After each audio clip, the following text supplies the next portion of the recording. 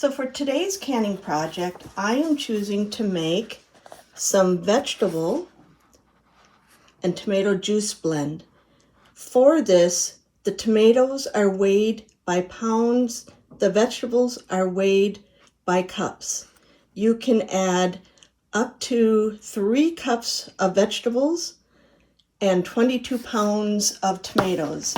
Now I've got my 3 cups of vegetables. Yep, I got that in there ground nice. I've got celery, carrots, onions, and a little bit of banana pepper. I would have loved to have put in some bell pepper, but I didn't have enough room. I can add dried ingredients without an issue, and I have red hot pepper I'm going to put in there.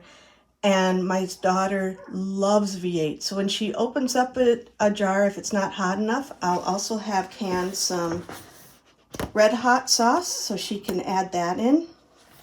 But so from this, I'm taking this from the USDA 2020 edition of Home Canning, the vegetable and tomato juice blend. I have about 50 pounds of tomatoes, so the amount of tomato is not an issue, but what I like for this recipe is this is not a cherry tomato, but it's very small and it's a pain in the butt to peel and can. So for this, all I need to do is just quarter it because it is going to be going in a Victoria strainer. And so I'm going to cut up 22 pounds of tomatoes, and I've got this sitting on my weight underneath there. And then I'll add my vegetables, bring it to a simmer for 20 minutes, put it through the Victoria strainer. The neat thing about this recipe is I can use all these variety of tomatoes. I have all these different types of heirlooms. This one is one of my favorite, a black Krim. And while I put half of it already in here, I'm just showing you what they look like. Such a nice meaty tomato. I also have these small cherry tomatoes, which are delicious. I have these Romas, which are very meaty, and I have some juicing tomatoes like these here to give me a variety of juice. So I've got a variety of tomatoes that are going into this. I changed the bowl because it was too hard to read with the pan and I didn't want to screw up the weight. So I've got this big bowl, and when I get that to 11 pounds, I'll put it in my canner and then go for the next 11 because I need 22 pounds. Upon doing this, I've discovered my little kitchen scale does not do good over 12 pounds. Or 10 pounds, it keeps going to air. So I'm going to weigh these in 7-pound batches to get up to 22 pounds and put it in this pan. This bowl here is now at 8 pounds, which equals 22 pounds because I have 7 and 7 plus 8 is 22. I've also been, when I come through an exceptional tomato, I save the seeds, so I'll ferment these and get those in packets for next year's garden. So I realize this is a lot of tomatoes. You may not have, oh, can I fit them? You may not have that many tomatoes. Use what you have. If you've got 11 pounds, use 11 pounds. If you have 5 pounds, use 5 pounds. The only thing that I got rid of was the tomato juice because I couldn't remember.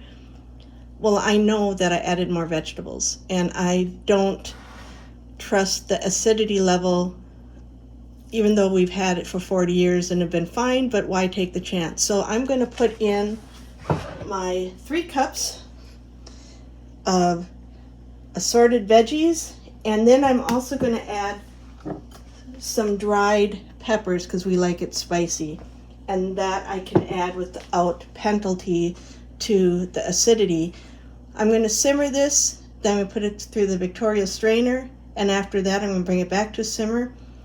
And when I put them in the jar, I will be adding lemon juice or citric acid. I might do half and half as a test to see if I notice any difference in coloring later on. The point I want to mention, because I may have been a little fast in saying that, is for 22 pounds of tomatoes, you may add up to 3 cups of other vegetables. If you only have 11 pounds of tomatoes, you can only add 1.5 cups of vegetables. If you have 5 pounds, you would alter the math to that amount of vegetables. You cannot go over the 3 cups per 22 pounds or 1.5 cups per 10 pounds because this recipe is tested for the acidity with that amount of seasonings. You can add dry seasonings without penalty, which I will be adding some dried spicy pepper because we like it spicy. And so now I'm going to start simmering this big kettle of 22 pounds of tomatoes and 3 cups of minced veggies. These have been cooking. They're still not up to a simmer yet, but you can see it's starting to cook down and I'm getting the juice. Once I get this up to a simmer, I will simmer this for 20 minutes and then take it outside to where I've got the Victoria strainer. On the subject of tomatoes, these are an heirloom. I have a big bowl of these, and I didn't intentionally order these seeds, but I got a couple plants of these and I looked them up and they are an old heirloom. Look at that gnarly one. And this one here, I'm not sure if it's the same family. I think it is. It's that peachy lemon. I tasted them and I'm not sure if I like the taste of them yet to want to put them in anything. And I've got 3 other bowls of these. So I'm going to save the seeds and taste them each time I cut into them to decide if I want to save them. I believe these, I will put the link of the name of these.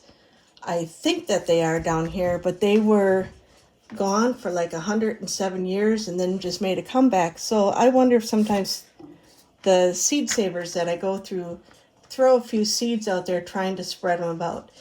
But I thought this was quite interesting to add so many of these.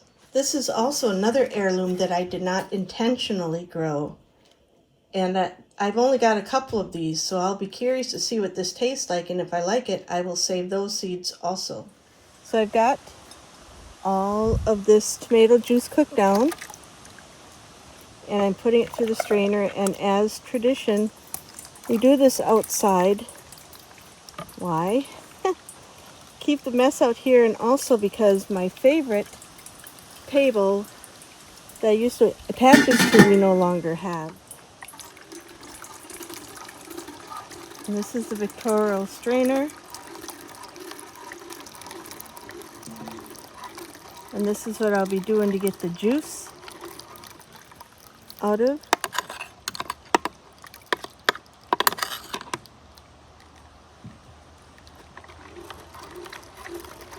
So I've enlisted my husband's help, and we're almost done running this through the strainer. And then what I do is I will run this pulp through it again. I can feel there it's a little moist. I might only get like a half cup of juice out, but hey, every bit counts. And we've got 1 kettle filled, and we're working on the second kettle in the pot. So we've strained and heated up our lemon juice. I put in a tablespoon of lemon in these jars and a scant half teaspoon of salt for flavoring. So this is just lemon juice. And when you open this, you can adjust it by adding some Worcestershire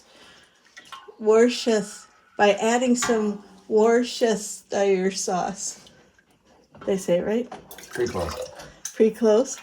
A shot of hot sauce if you'd like. A shot of vodka if you'd like. Yeah, it's Bloody Mary mix. Yeah, that's what it is. But this is all assorted tomatoes from our garden. And I normally do this with salsa juice.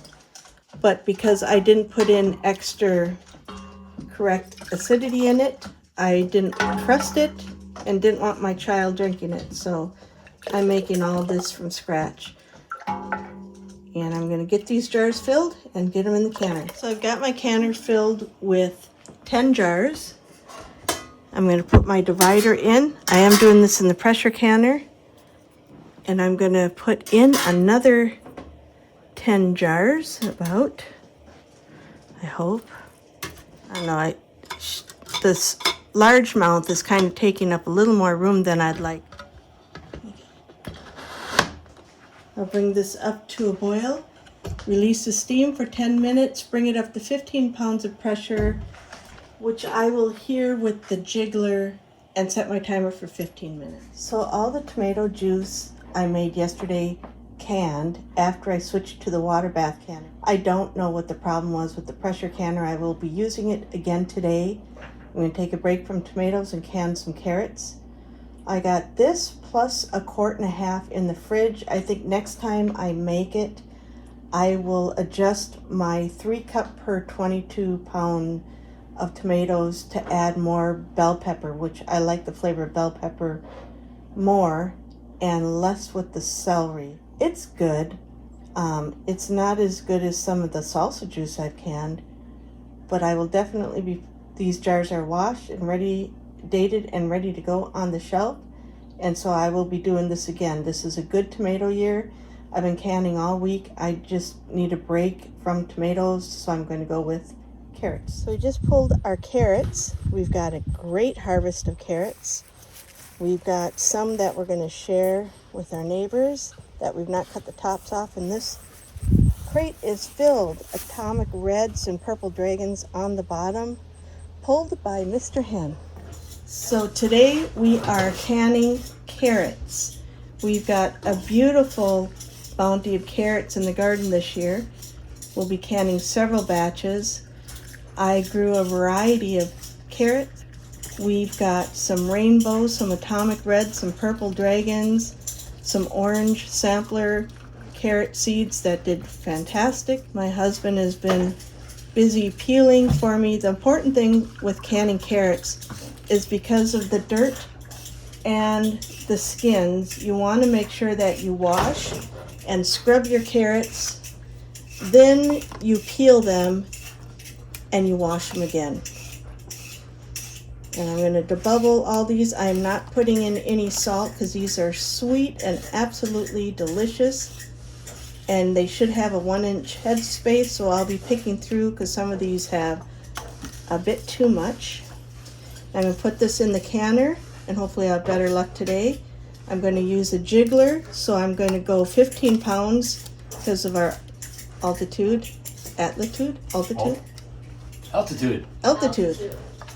Do not water bath can these. These are pressure canner item because they are low acid.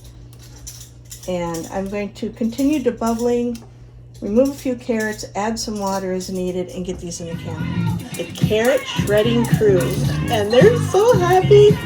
Davy says she doesn't want to see another carrot. Never. Ever. Never again.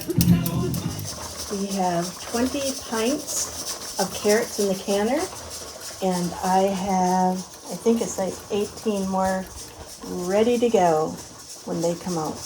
Good carrot day. So yesterday we canned 34 pints of carrots, and I've got a few in the fridge. One didn't seal, one I couldn't fit in, and this is what I have left, these little bitty carrots. And do I feel like scrubbing and peeling and washing and canning them?